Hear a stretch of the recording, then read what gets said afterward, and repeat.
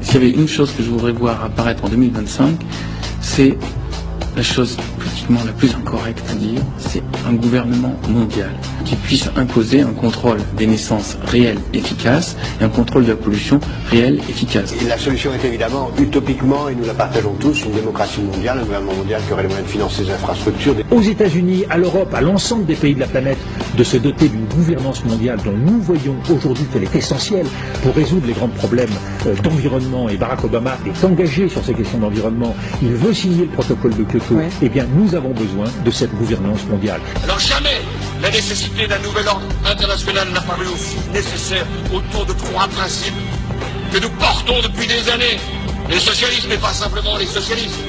Tous ceux qui ont une conception multilatérale de l'organisation du monde et universelle. Le sommet mondial pour refonder le capitalisme, c'est l'Europe qui l'a proposé. Le nouvel ordre mondial, c'est autour des propositions de l'Europe qu'il se construira. When we are successful, we will.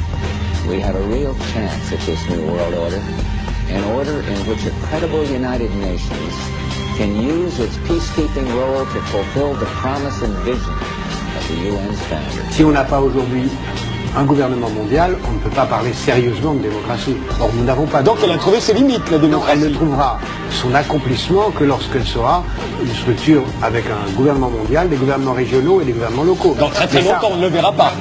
Je n'en sais rien, mais le gouvernement mondial, il est là. 2009 peut être l'année de naissance d'un nouveau capitalisme, d'un nouvel ordre mondial. On ira ensemble vers ce nouvel ordre mondial. Et personne, je dis bien, personne ne pourra s'y opposer.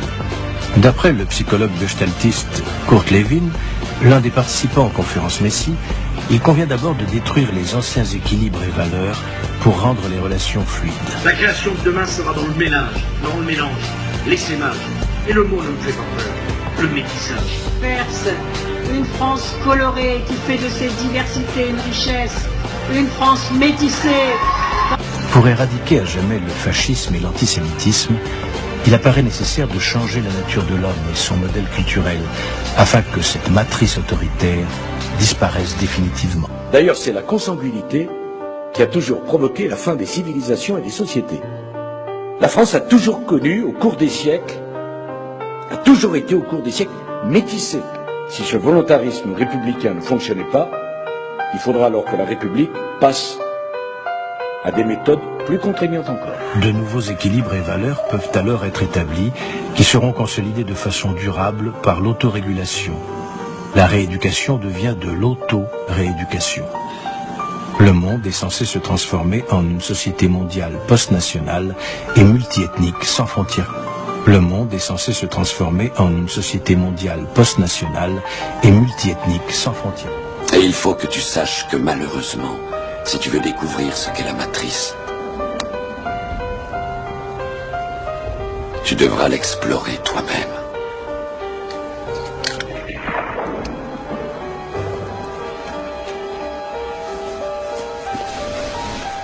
C'est là ta dernière chance. Tu ne pourras plus faire marche arrière. Choisis la pilule bleue et tout s'arrête. Après, tu pourras faire de beaux rêves et penser ce que tu veux. Choisis la pilule rouge, tu restes au pays des merveilles. Et on descend avec le lapin blanc au fond du